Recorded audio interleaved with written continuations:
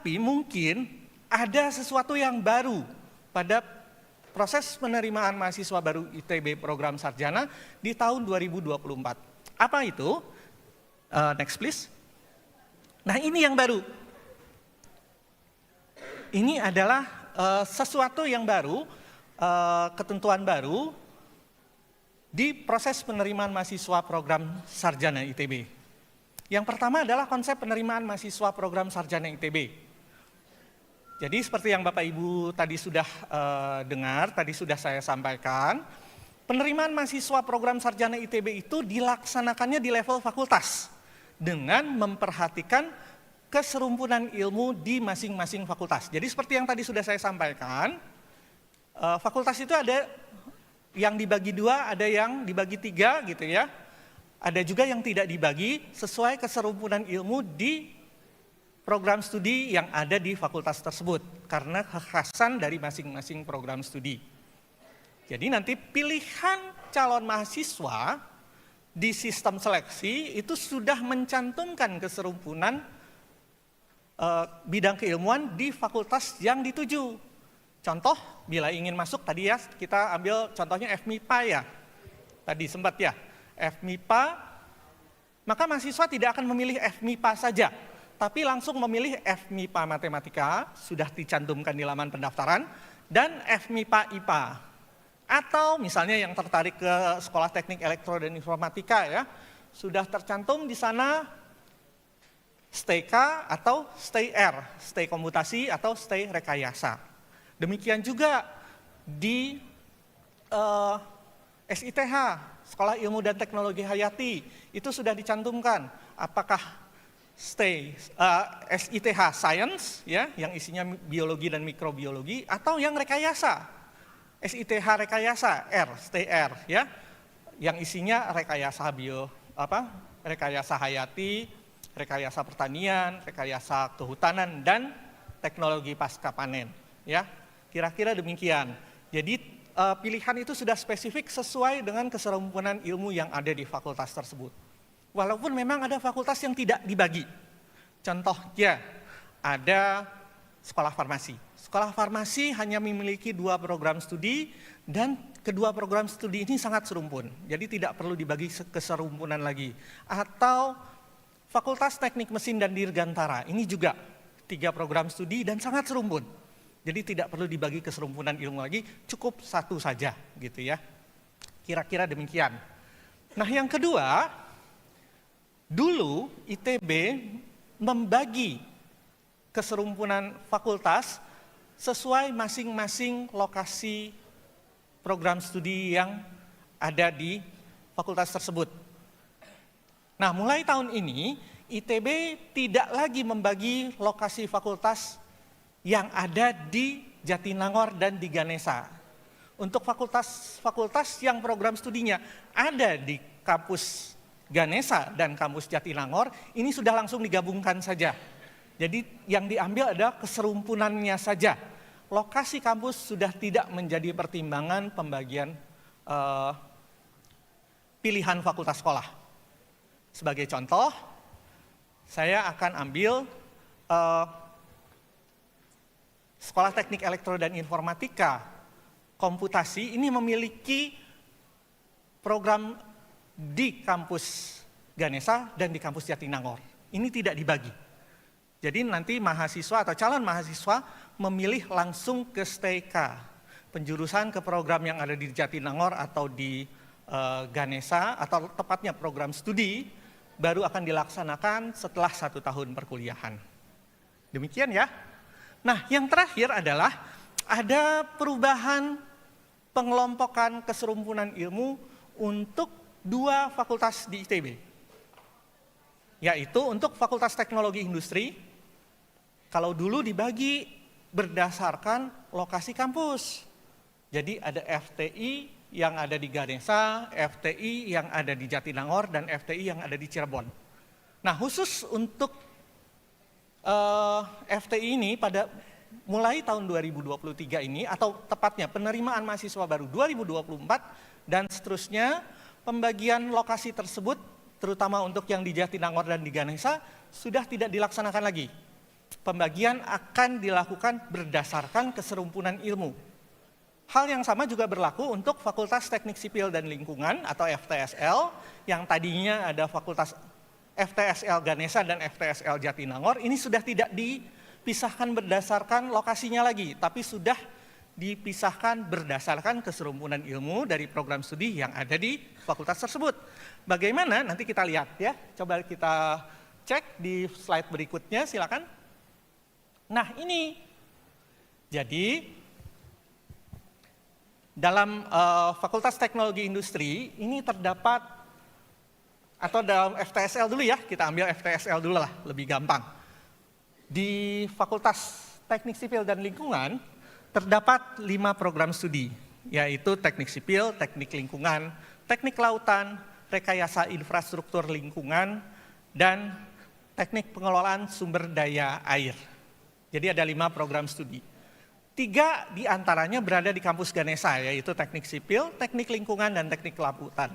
Sementara 2 lagi, rekayasa infrastruktur lingkungan, dan teknik dan pengelolaan sumber daya air itu adanya di kampus Cirebon. Di kampus Jatinangor. Nah, mulai tahun 2024 yang akan datang, pemilihan tidak lagi berdasarkan lokasi, namun berdasarkan keserumpunan ilmu. Jadi, pilihan mahasiswa pada saat mendaftar di salah satu sistem seleksi ITB adalah Fakultas Teknik Sipil dan Lingkungan, Infrastruktur, Sipil, dan Kelautan. Kenapa? Karena ini serumpun. Ya. Program studinya adalah teknik sipil, teknik lautan, dan teknik pengelolaan sumber daya air. Kenapa digabungkan? Karena ini sebenarnya semuanya adalah turunan dari teknik sipil. Jadi kalau zaman dulu mungkin dikenalnya dengan sipil basah, sipil kelautan gitu ya. Nah, sekarang kami pisahkan di ITB menjadi 3 program studi terpisah, yaitu teknik sipil, teknik lautan, serta teknik dan pengelolaan sumber daya air. Ini adalah satu rumpun yang bisa dipilih mahasiswa dari FTSL SI, singkatannya FTSL SI ya, kepanjangannya adalah Infrastruktur Sipil dan Kelautan. Berikutnya ada Fakultas Teknik Sipil dan Lingkungan, rumpun lingkungan, teknologi lingkungan. Nah, ini isinya adalah teknik lingkungan dan rekayasa infrastruktur lingkungan. Ya, karena memang rekayasa infrastruktur lingkungan ini adalah turunan dari program studi teknik sipil. Dari teknik lingkungan. Nah, jadi ini dikelompokkan dalam satu rumpun. Singkatannya adalah FTSL L. Nah, ini yang akan dipilih oleh calon mahasiswa. Bisa dilihat, untuk kedua rumpun tersebut, masing-masing mengandung program studi yang ada di Ganesha dan program studi yang ada di Jatinangor. Hal yang sama berlaku pada Fakultas Teknologi Industri atau FTI. Ada 6 program studi yang ada di FTI, yaitu teknik kimia, teknik fisika, teknik industri, manajemen rekayasa, teknik pangan, serta teknik bioenergi dan kemurgi. Teknik bioenergi dan kemurgi serta teknik pangan ada di Jatinangor, sementara 4 sisanya ada di Ganesha. Nah, ini juga dikelompokkan dalam rumpun yang tidak lagi memperhatikan lokasi program studi. Jadi, untuk calon mahasiswa bisa memilih FTI kelompok sistem dan proses atau yang dikenal dengan FTI SP. Program studi yang ditawarkan di FTI SP adalah teknik kimia, teknik pangan, teknik bioenergi dan kemurgi, serta teknik fisika. Teknik kimia dan teknik fisika ada di Ganesha, sementara teknik pangan dan teknik bioenergi ada di Jatinangor. Satu lagi pilihannya adalah bila tertarik pada program FTI yang rekayasa industri. Nah, kalau rekayasa industri ini semuanya ada di Ganesha, kebetulan ya. Dan isinya adalah program studi teknik industri serta manajemen rekayasa. Nah, semua pilihan ini, 4 item pilihan ini dari 2 fakultas yang barusan saya sampaikan, terbuka di semua sistem seleksi program reguler ITB. Jadi SNBP bisa memilih ini, SNBT bisa juga memilih ini, seleksi mandiri bisa memilih ini. Nah, mungkin di sini ada yang sedikit bertanya ini tentang penulisan di slide. Kok ada yang dikasih warna biru muda, ada yang dikasih warna kuning sih? Oh, kalau ini adalah persyaratan buta warna. Karena memang untuk pendidikan di program-program studi tertentu memang diperlukan kemampuan pengenalan warna. Seperti contohnya di teknik kimia, teknik pangan, teknik bioenergi dan kemurgi, ini memang diperlukan pengenalan warna. Jadi tolong ya sebelum memilih, cek dulu kemampuan pengenalan warna Anda. Silakan ke dokter spesialis mata ya sebaiknya, gitu ya, cek dulu apakah mengidap kondisi buta warna atau tidak. Bila misalnya tidak, bisa mendaftar. Kalau iya, ternyata memiliki kondisi buta warna, ya bisa memilih program studi lain yang masih diminati, tapi yang tidak mensyaratkan kondisi bebas buta warna. Gitu ya, kira-kira. Nah, berikutnya, next, ini juga masih hal yang baru yang akan dilakukan di penerimaan mahasiswa baru 2024 adalah untuk program Sarjana Internasional ITB. Jadi seperti yang saya sampaikan, untuk program kelas internasional hanya ditawarkan 6 program studi, sementara di program jalur internasional ada 21 program studi yang ditawarkan. Dari 21 yang ditawarkan di jalur internasional, sebenarnya ada 2 yang baru ditawarkan di tahun ini, yaitu fisika di FMIPA dan teknik pangan di FTI. Fisika nanti ada di Ganesha dan teknik pangan ada di Jatinangor.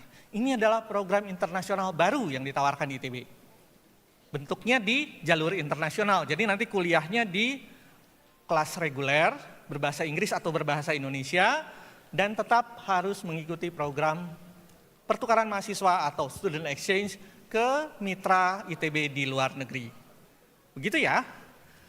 Nah, untuk penerimaan mahasiswa jalur internasional, ini tetap dilakukan bersama dengan penerimaan mahasiswa di kelas internasional ya, melalui International Undergraduate Program atau ITB IUP.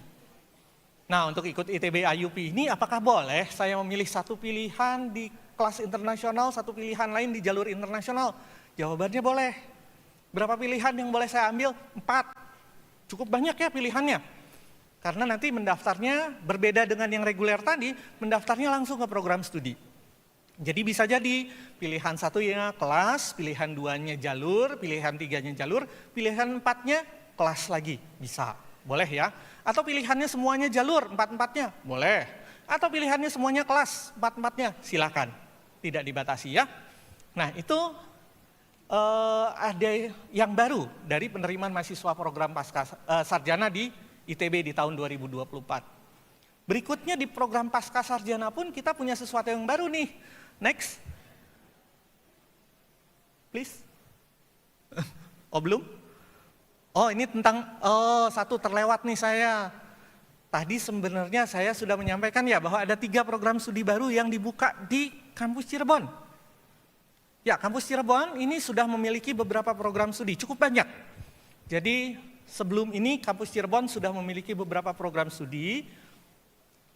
Saya sampaikan saja kira-kira ya. Ada teknik industri di Cirebon, ini merupakan kelas paralel dengan kelas yang ada di Ganesha. Ada oceanografi, kria, teknik pertambangan, teknik perminyakan, teknik geofisika, gitu ya, di Cirebon. Semuanya merupakan kelas paralel dengan yang ada di Ganesha. Nah, tahun ini kita membuka 3 lagi yang baru nih, yaitu biologi, paralel dengan yang ada di Ganesha, desain produk, paralel dengan yang ada di Ganesha, serta kewirausahaan, paralel dengan yang ada di Jatinangor. Karena kewirausahaan ITB adanya di kampus Jatinangor sebelumnya. Sekarang jadi ada 2, ada di Jatinangor dan ada di Cirebon. Begitu ya.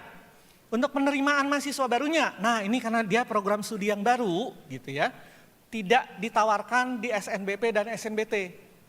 Kenapa? Belum sempat didaftarkan, itu saja.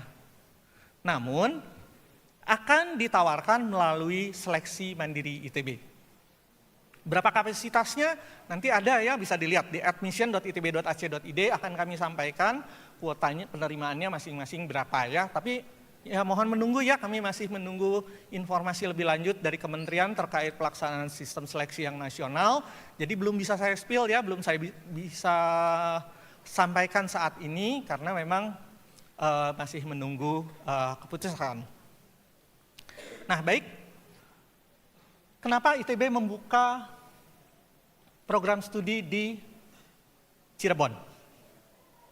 Nah, ini adalah merupakan perwujudan dari komitmen ITB, dari keinginan ITB untuk mendapatkan potensi lokal atau untuk membantu potensi lokal, terutama untuk di daerah kawasan rebana. Rebana itu artinya daerah Jawa Barat sebelah timur ya, mulai dari Sumedang, Majalengka, Indramayu, Ciamis, Kuningan, Cirebon gitu ya, itu wilayah rebana. Nah, kami berusaha untuk atau berkomitmen untuk membantu perkembangan atau pembangunan sumber daya manusia di kawasan tersebut. Ya, jadi ITB berusaha meningkatkan potensi lokal dari sumber daya manusia di kawasan rebana tersebut. Nah, ITB juga akan memberikan dukungan dalam bentuk lain, yaitu akan memberikan beasiswa UKT bagi mahasiswa yang diterima di program-program studi ini dari seleksi mandiri. Ya, bagaimana beasiswanya? Mungkin nanti bisa dilihat ya bahwa seperti yang tadi saya sampaikan, seleksi mandiri ini adalah program seleksi yang dirancang ITB untuk memberi kesempatan bagi mahasiswa melakukan pembiayaan secara mandiri di ITB. Otomatis artinya biaya pendidikannya akan lebih mahal dibanding mahasiswa yang lulus dari jalur nasional. Namun khusus untuk ketiga program studi yang baru ini, ITB akan memberikan potongan biaya pendidikan. Detailnya belum bisa saya sampaikan hari ini, tapi bisa dilihat di admission.itb.ac.id dalam waktu dekat. Ya, mudah-mudahan seminggu atau 2 minggu lagi setelah ada konfirmasi atau pengumuman sosialisasi tentang seleksi nasional dari Kementerian Pendidikan, Kebudayaan, Riset, dan Teknologi, kami juga akan segera melakukan pembaharuan di laman admission.itb.ac.id. Nah, itu ya terkait program studi baru yang ditawarkan di Cirebon. Nah, sekarang ada yang untuk pasca sarjana. Mungkin di sini ada Bapak, Ibu, kakak-kakak atau perwakilan sekolah, Bapak Ibu guru yang ingin meningkatkan kemampuan atau pengetahuan dengan melanjutkan pendidikan ke program pasca sarjana atau magister ya di ITB. Tapi jauh nih, saya lokasinya di salah satu daerah di kawasan rebana ini gitu. Jauh kalau harus ke Bandung. Karena saya sambil bekerja, sambil ngajar gitu ya, akan sulit gitu kalau meninggalkan tempat tugas saya, siswa saya gimana nggak ada yang ngajarin, sementara mereka tetap harus bersiap-siap masuk ke perguruan tinggi. Bagaimana gitu. Nah, mungkin next slide-nya adalah ini. Kami di ITB akan membuka 3 program studi magister pengajaran di kampus Cirebon, yaitu pengajaran fisika, pengajaran matematika, dan pengajaran kimia. Jadi ini bisa diakses oleh Bapak Ibu yang ya tinggal di kawasan rebana, mungkin akan lebih mudah untuk mengikuti program pendidikan magister di ITB tanpa harus terlalu jauh meninggalkan lokasi tempat tinggal atau tempat kerjanya. Demikian. Kenapa ITB membuka program pasca sarjana ini? Karena ITB berkomitmen untuk memberikan dukungan untuk meningkatkan kualitas pengajaran guru di daerah-daerah rebana ini, terutama untuk materi-materi sains dasar. Ya, sains dasar itu kan matematika, fisika, dan kimia ya. Nah, ini adalah komitmen kami karena kami percaya guru itu penting. Meningkatkan kualitas guru berarti meningkatkan kualitas siswa, artinya meningkatkan kualitas pendidikan secara keseluruhan. Gitu ya. Jadi ITB sangat berkomitmen untuk membantu peningkatan kualitas sumber daya manusia, terutama di wilayah atau di kawasan rebana tersebut.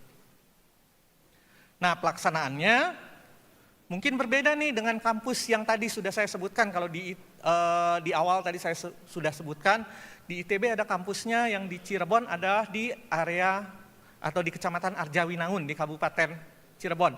Khusus untuk ketiga program magister pengajaran yang baru dibuka ini nanti lokasinya di kota Cirebon. Jadi lebih dekat ke arah kota ya, lebih mudah diakses, yaitu di Watu Belah. Ini adalah kampus ITB yang terlebih dahulu dibangun di Cirebon. Begitu ya.